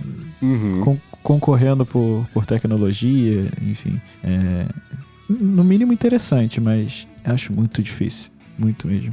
Esse caso do processo da Play Store, aí você vê a diferença que faz o argumento legal. Porque é a mesma briga do caso da Apple. Como é que um você ganha e o outro você perde se é a mesma situação, né? E é claro que assim como o Spotify... No Spotify não, é que eles estão na mesma categoria, né? A Epic Games, assim que conseguiu qualquer veredicto positivo no caso da Apple, usou o mesmo argumento contra o Google. Conseguindo isso contra o Google, vão correr de volta e tentar usar. Então, um caso vira jurisprudência pro outro. Sim. E nisso eles vão tentando fazer, né?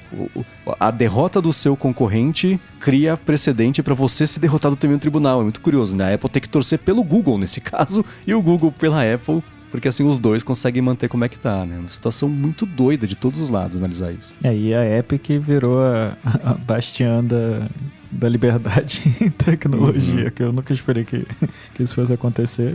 A Epic e o Spotify ele brigando com Google, Apple, enfim. E tem sido realmente bem interessante, principalmente nos Estados Unidos, né? Na Europa a gente já se acostumou a ver isso, né? Mas nos Estados Unidos agora parece que é a nova moda do Departamento de Justiça. Mas vamos ver, eu assim, nesse processo do monopólio, foi o que você falou, vai demorar muito, né? Então, até lá eu acho que o Google vai achar soluções legais para compartilhar essas informações. Eu só fico um pouco de receio quanto a isso, sabe? Mas, enfim. Porque dividir a empresa acaba sendo meio inviável, né? Uma coisa é certa, o Google ele não vai crescer mais, o Google vai ser isso. Ele não vai colocar novas coisas. Que nem a Meta. Meta, o que ela era, vai ser o que ela vai ser, né? Para não aumentar de tamanho. E acho que o Google vai ser um pouco por aí também, né? Não vai aumentar, mas diminuir, quebrar, acho muito difícil. É mais arranjar um jeito de tornar o mercado, regular o mercado para que ele fique mais, entre aspas, justo para todo mundo, mas beira nos padrões que a gente tem hoje. Por mais que o sistema de telefonia, né, que é talvez o maior exemplo de monopólio, de quebra e de benefícios, toda essa parte de computadores, né, que a gente fala tanto, o Unix isso, o Unix aquilo, né, vem do laboratório lá do sininho lá da Bells, né, que né, inicia todo esse processo, pra gente ter uma noção do poderio que era, né, como é que era o monopólio Tudo bem que era voltado para fazer as ligações, né? Enfim, cuidar da telefonia. Mas hoje é diferente, eu acho, né? As coisas elas estão mais interconectadas, mas eu também posso abrir isso para outras empresas, né? Eu posso ceder esses dados, eu posso compartilhar. É isso que vocês querem? Tá bom, a gente compartilha. Mas acho que o tamanho do Google, acho que não vão mexer. E o que deve acontecer é que não vai ficar só no caso do Google. Assim que sair alguma coisa que eles conseguirem fazer desmembrar, a Amazon é a próxima. A Amazon e a AWS é a mesma coisa. E não é só mercado de tecnologia. Você pega seguro-saúde e dono de hospital. É a mesma coisa. Então esse é um problema que toca todas as áreas que você tem um player grande verticalizando tudo, do começo até o fim da história. E especialmente nesse caso em que você tem essa situação, né? De que cada uma das divisões complementa e fortalece a outra e fica impossível qualquer um entrar em qualquer ponta dessa conta, né? Então, esse é um caso que eu acho que eu não vejo... Eu não sei a solução técnica, mas eu não vejo uma situação em que o Google consiga se manter da forma que ele é. Porque se levou tanto tempo para um caso parecido com esse da Microsoft nos anos 90 emplacar, o Departamento de Justiça passou esses últimos 30 anos estudando muito bem a hora de emplacar um processo desse. Então, não consigo imaginar, gente, vamos pagar aqui 10 bilhões de dólares e vamos prometer que a gente não faz mais isso. Não, já passou esse momento. Como vai fazer, eu não sei, mas eu não vejo uma solução que não seja, ou se não for desmembrar, impedir a circulação de informações e tecnologia. Tem um firewall entre as divisões, o que basicamente é a mesma coisa que quebrar. Mas aí o Google chega, senta lá com o próximo presidente, vamos imaginar que seja o Trump, senta lá com o Trump. Vai dar o seguinte, se a gente quebrar aqui, a concorrência lá fora, os caras vão vir pesado. A gente já tá sofrendo aqui com chip, já tá tudo lá na mão da China, a gente tá sofrendo para comprar o tal de TikTok, pra gente colocar... Se você vai quebrar a gente aqui, dividir a gente vai ter concorrência de YouTube na Europa, em outros lugares, como é que vai ser? Tem um perigo geopolítico nessa história também. Esse é um excelente ponto. E eles falam isso, né? Na reportagem do TechCrunch, um representante do Google falou sobre isso e ele usou exatamente esse termo. Eles alertaram que poderiam trazer consequências negativas não intencionais para a inovação e para os consumidores norte-americanos. Ou seja, vamos apelar para né? Enfim. A xenofobia, não é nem xenofobia, é específico da China. E eles chamaram essas determinações, né, essas propostas de radicais e abrangentes. Mas outro ponto também, acho que voltando até um pouco no que você falou, Marcos, eu fico na dúvida se... Beleza, a gente separa o Google Pesquisa do YouTube. A gente agora vai ter duas gigantes de pesquisa do Google, enfim, separadas, mas duas gigantes que não abrem espaço para outras empresas. E aí o YouTube resolve fazer parte de propagandas dele. E aí a propaganda do YouTube vai ser tão grande quanto a propaganda do Google. Então, mas é isso que o departamento quer. Porque o que acontece com isso? Você enfraquece a busca do Google, você enfraquece a divisão de anúncios do Google. É o que, de um jeito quase impossível de compreender, faz com que a concorrência aumente. É justamente o que eles querem que role, né? Mas tem que dar certo, né? Tem que partir da premissa de que eles vão ter essa busca, que eles vão ter essa divisão.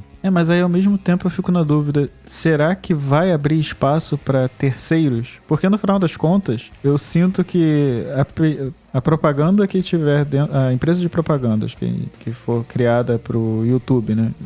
O YouTube vai ter as próprias propagandas. Vai ser tão grande quanto as propagandas do Google. Não vai abrir um espaço para uma terceira empresa. É isso que eu quis dizer, entendeu? Eu fico um pouco nesse dilema de... Beleza, a gente vai dividir o Google em várias mini empresas, mas elas são tão grandes que elas sufocam o mercado de qualquer forma, entendeu? Não sei se fez sentido, mas... Sim, faz sentido. Ela suga oxigênio do mesmo jeito, né? Agora, ao invés de um gigante, são dois grandes, dá na mesma. Exato, e querendo ou não, o YouTube empresa vai querer ter o próprio sistema de buscas, enfim, né? Como a gente estava falando, a segunda maior busca do YouTube. Ela vai ser tão grande que ela vai competir contra o próprio Google e mais ninguém. Quem é que vai ser o terceiro player? Não tem. Então ao mesmo tempo que eu vejo que faz sentido essa divisão. Eu me pergunto se a gente acaba não criando gigantes que sufocam o mercado de uma mesma forma, entendeu? Você aumenta a variedade dos gigantes. Isso Exato. faz sentido, né? Eu fico pensando... É que essas coisas a gente tem que analisar também. Não são medidas isoladas. Tudo faz parte de um plano maior, né? Um deles é o quê? No caso do Google, eles disponibilizarem não, seriam obrigados a cederem o espaço de propaganda para terceiros, para que eles apareçam por ali, né? Pode ter um remédio desse também no caso do YouTube, né? Tem que ver. Esse nível de detalhamento eu não vi, não me lembro de ter visto no documento. Não, eu também não. Mas não é só uma dessas coisas que vão... É de propósito tudo encadeado, né? Pra falar, esse plano só funciona se entrar em vigor essas 18 recomendações que a gente tá fazendo aqui, todas que esmaguem cada um dos aspectos de anticompetitividade. É ousado, sem dúvida, né? E é inédito. E tudo que a gente tá falando aqui é de problemas e furos dessa lógica é exatamente o que o Google vai falar e vai defender, né? Os advogados dizerem, isso aqui vai matar... Eles estão fazendo o trabalho deles. Você demite o advogado, que não disse uma coisa dessas pelos 3 nanosegundos de sair um documento desse. Esse é o trabalho da pessoa, né? Então faz parte do script, né? Se a gente que não é engenheiro de leis tá falando sobre isso. Exatamente. O advogado com certeza já achou mais furos do que a gente, né? Que é aquela sai decisão, empresa tal tenta entrar com um pedido para descartar o processo. É óbvio que não vai descartar o processo, mas vai que descarta. Chuta no gol, vai que o goleiro aceita. É a mesma coisa, né? Exatamente, vai que. A história da Epic contra o Google é bem isso, né? Ela chutou com a Apple, não deu certo. Ela chutou com o Google, opa, consegui. Agora vamos voltar. Eu só ficaria mais preocupado se eu fosse o Google, tá? Com eu e meus bilhões de dólares aqui, sou o Google. Eu fico mais preocupado com a Europa, por exemplo, com outros países. O Japão também tem olhado muito para isso, né? É um país que tá olhando para esses monopólios também. Eu ficaria um pouquinho preocupado, porque se acertar nos Estados Unidos, se isso acontece lá, imagina na Europa e em todos os outros lugares, né? Então, eu ficaria bem... eu também queria ter essas preocupações do Google, Matheus. O Matheus falou aqui no chat. Mas, realmente, assim, eu ficaria bem preocupado com a Europa, que tem sido mais agressiva do que os Estados Unidos, né? Sim. Eles também estão tomando nota, sem dúvida alguma, né? Todo argumento bem sucedido ou mal sucedido, alguém está adotando isso para replicar num processo num país vizinho, numa empresa vizinha. Por isso que é tão interessante. Agora a gente podia fazer um chute aqui, uma bola de cristal. Quanto tempo vai levar para esse processo? Putz. Cara... Não sai nessa década o resultado mesmo, final, ok, 2 não deletar, pode carimbar se quiser voar. Não sai, que vai ser... É tipo o caso não só da Microsoft, Apple contra Samsung. Quantas vezes acabou? Apple e Gradiente. Quantas? A decisão final, asterisco, não. Aí sai o recurso, é o recurso do recurso. Aí joga pra Suprema Corte, ela fala, ou não, devolve pras cortes mais baixas, aí volta. Não sai, nessa década não sai. Pelo menos 2030, pelo menos, chutando baixo. Eu chutaria 35. Chutaria 35. Pelo menos uns 10 aninhos, né? É quase um MCU, só que do Departamento de Justiça, né? DJU. O universo DJU. O da Microsoft foram 10, 13 anos, né? 12, eu acho. Um negócio assim. Esses processos, eles perigam de expirar, de caducar? Se não decidir em 10 anos, perde a validade. Que aí fica enrolando. E aí continua. Deixa tudo como tá. Prescreveu. Boa pergunta. Eu acho que não. Porque senão o incentivo é justamente para travancar ainda mais o processo, literalmente, né? Então acho que não, mas é uma excelente pergunta. E tem uns 2 ou 3 juízes ali que os nomes estão se repetindo nesses processos que parecem que eles querem acelerar. Tem uns nomes já conhecidos. Eu que nunca gravei nome de juiz, já tô começando a aprender um ou outro ali. Porque são as mesmas pessoas, né? Então, parece que eles querem acelerar isso um pouquinho. Mas eu também não acho que no mínimo 10 anos ali, em torno disso, 10, 15 anos. E o juiz chamar meta ajuda a lembrar, pela ironia da coisa toda. É verdade, ainda tem isso. Aí, não é à toa que o meta é mais referenciado aí, né? Diz aí, vai lá em gigahertz.fm/feedback e conta suas impressões. Divide ou não divide? Quando é que isso vai ser resolvido, não vai ser resolvido, quais as medidas que você acredita que ajudariam a organizar essa bagunça toda do monopólio do Google. E sabe quem foi também lá em gigahertz.fm/feedback? O Fabiano Castelo, né, que mandou um alô ADT. Ele falou que ele tem um Mac Mini M2 Pro de 512 GB e tava com pouco espaço. Aí ele começou a vasculhar e aí notou que tinha no System Data 258 GB. E aí ele pergunta, vocês já viram isso? Né? Tem alguma sugestão antes de eu zerar e começar tudo de novo? Olha, de pouco espaço eu entendo, porque o meu Mac tem 256 GB. Tem menos então espaço do que o System Data tá ocupando no Mac dele. Com certeza. Então, assim, geralmente isso acontece comigo quando a pasta de cache do Mac estoura. Eu tive muito esse problema no Mac OS anterior ao atual, que é o Sequoia. Acontecia bastante do cache do Mac simplesmente explodir. Como eu trabalho com desenvolvimento, isso também é comum de acontecer com, enfim, o Flutter, por exemplo. O Xcode acontece muito, porque o Xcode, enfim, baixa 1 zilhão de simuladores, você pode baixar mais de um, então é bom para gerenciar. Mas geralmente esse fica ali na parte de developer, né?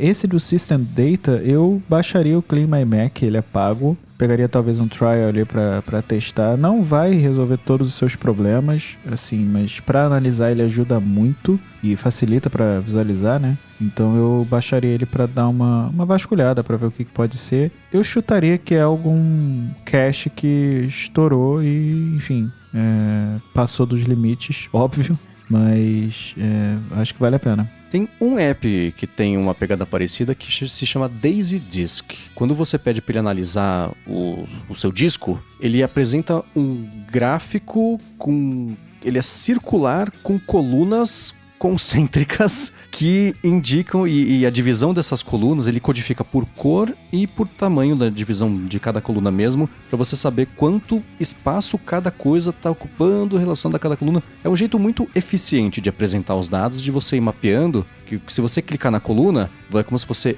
entrasse nessa coluna e desmembrasse isso de novo nesse círculo com outras colunas concêntricas. Então com isso dá para você ir encontrando primeiro onde que os espaços grandes estão sendo ocupados, e se você cair no cache, coisa assim, fica fácil de você explorar o que é, esse tipo de coisa. Então eu já comentei algumas vezes aqui, eu tenho um programa chamado Downlink, que ele é um meu programa de wallpapers, e a cada 20 minutos ele atualiza com uma imagem tirada por um satélite. Então é basicamente em tempo real aqui da Terra. Eu vejo a América do Norte e a América do Sul, né? E especialmente não fazendo, né, deixando leve uma situação ruim como o caso do furacão que tá rolando por lá. A cada 20 minutos atualiza, né? Você vê quando tá rolando o negócio das fumaças, quando vem uma areia do Saara que bate aqui no Nordeste, principalmente do Brasil, dá pra ver isso tudo, e eu acho interessante porque eu gosto de astronomia, né? Então esse programa tem um problema ruim de cache. Ele fica armazenando cada um desses PNGs que são pesados numa pasta de cache, passa 3, 6 meses, tá ocupando um espaço gigantesco. Então foi por meio do Daisy Disk que eu encontrei que meu Mac era novo e ficou sem espaço. Falei, impossível. Mesmo com a administração de espaço, que na época sempre foi meio ruinzinha, não dá pra ter ficado sem espaço. E foi isso. E foi por meio do Daisy Disk, e é por meio dele que eu sei toda vez chegar nessa pasta pra achar isso. Então ele tem um jeito que é muito eficiente de ilustrar não só o tamanho, mas que tipo de dados e onde eles estão, pra você fazer esse mapeamento e ir atrás. Olha, eu acabei de abrir aqui o meu gerenciador de espaços do Mac, e olha só, o meu System Data tá com 90 GB. Putz, o meu tá com 45, eu já sofri um pouquinho aqui. Então assim, eu provavelmente vou rodar o Clean My Mac, mas é temporário, né? Tem que ver o que tá causando esse aumento exponencial de dados. Eu provavelmente vou ter que olhar aqui o que tá acontecendo também, mas é bem chatinho. O Daisy Disk é uma ótima alternativa. Tem o Perspective, que ele é igual ao Daisy Disk, só que em vez de apresentar nessa forma radial, apresenta em quadradinhos. E acho que é gratuito, o Perspective no GitHub. Para quem gosta de terminal, tem o DU na Disk Users, que vai fazer esse mapeamento. Porque o System Data não tem jeito, você tem que investigar. O que é o System Data? Se você entra, né, o Giva entrou ali no armazenamento, e tem lá bonitinho os documentos, tem lá as fotos, e-mails, eu acho que também tem as categorias, aplicativos, tem a parte do macOS. E aí tudo que não entra nos outros é o System Data. Então, o que é? É o cache? Sim, pode ser o cache. Pode ser backup, porque ele vai fazendo...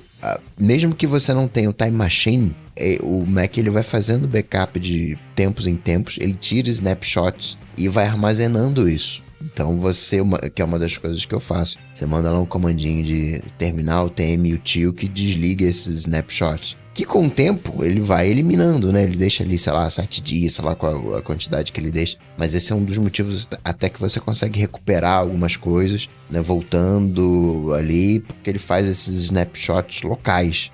E isso ocupa espaço. Então tem tanta coisa dentro desse System Data. Backup de iPhone, se você faz backup de iPhone, né? Onde é que fica pendurado o backup de iPhone? Fica no System Data.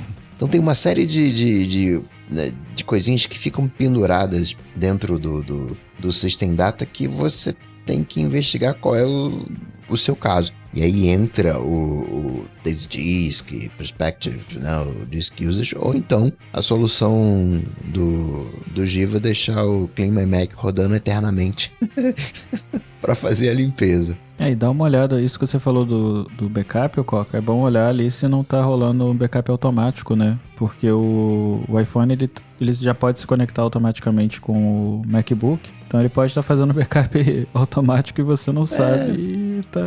Tem 258 GB de System Data, e curiosamente meu iPhone tem 256 GB. Opa! Eu não consigo fazer isso, tá vendo? Isso é bullying, porque eu não consigo. Meu Mac tem 256 e meu iPhone 128, não dá. E 5 GB de graça no iCloud teu. E quem também foi lá em gigahertz.fm/feedback mandar um alô DT foi o Matheus, querendo saber se a gente usa rastreamento de sono nativo do Apple Watch ou algum aplicativo específico. Eu uso o AutoSleep, que foi o primeiro que eu baixei e pegou. Ele é aquele app que eu falo assim, que ele é feinho, mas funciona. E e ele é um outro que apresenta informações em um esquema radial, né? Com uma coluna radial. Então a hora que você aprende a interagir com o gráfico, não é tão intuitivo. Mas a hora que você aprende... Aí eles lançam uma nova versão e muda tudo. Olha, como ele tem basicamente a mesma interface desde que ele saiu, estamos a cada dia mais próximos de um redesenho, eu imagino. Mas a interface, hoje ela faz sentido pra mim. Ele tem um esquema bem legal de calibragem do sono, assim. Quando você começa a acompanhar esse tipo de coisa, você não tem noção, né? Você não sabe nem como medir se a noite foi boa ou ruim na medida que tá ali mostrando no relógio. Se você acordou no meio da noite, ou só despertou rapidinho e voltou a dormir, ou se levantou para ir no banheiro. Então, o que dá para fazer com ele, conforme você vai prestando atenção nisso, você acorda de manhã e já na hora você analisa ali, se você se sentiu tão descansado quanto mostra no relógio, você tem uns ajustes, de uma calibragem que é a sensibilidade do sensor de sono em comparação com quanto você se mexeu. Se você só se mexeu ou se você despertou um pouquinho de fato, se você acordou mesmo. Então ele tem esse tipo de calibragem e pra mim sempre funcionou super bem, que ele rastreia sono, coração, etc. Ele tem... Isso podia melhorar um pouquinho a parte de você explorar as tendências ao longo de um mês ou de mais meses. Você vê no máximo um calendáriozinho do mês com a argola do quanto você dormiu, de como é que estava o seu batimento cardíaco, né? A queda e o aumento da frequência cardíaca durante o sono, o seu nível de descansabilidade, que é diferente do quanto você dormiu, e isso ele mede justamente também, junta batimento cardíaco com com o tempo de sono, e criou esse índice de quanto sua pilha recarregou, basicamente, quanto você dormia. E, enfim, esse é um que eu uso. Já testei alternativas, ele sempre, o feinho, mas funcional, sempre se manteve aqui. AutoSleep chama. Eu uso o Pillow, mas ele não tem tudo liberado pro gratuito, né? Então eu tava usando só o básico realmente. E eu tenho testado o Gentle Streak, porque eles estavam no beta deles, eles estavam com sono também, né? Com as métricas de sono, tava usando ele. Eu acho o íconezinho, né? O personagemzinho deles bem bonitinho, então... O Yohart.